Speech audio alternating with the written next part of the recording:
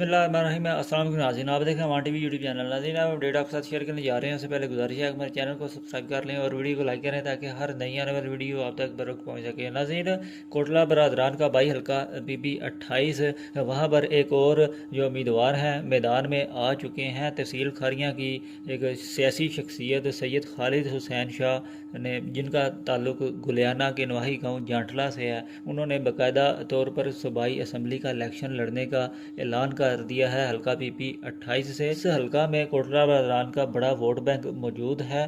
ख़ासतौर पर चौधरी अब्बर रज़ा कोटला और चौधरी नईम रज़ा कोटला जो है वो इस वक्त सियासी मैदान में जो है वो मौजूद हैं। चौधरी नईम रज़ा कोटला भी अपनी बाकायदा कैंपेन जो है वो कर रहे हैं इस हल्का में।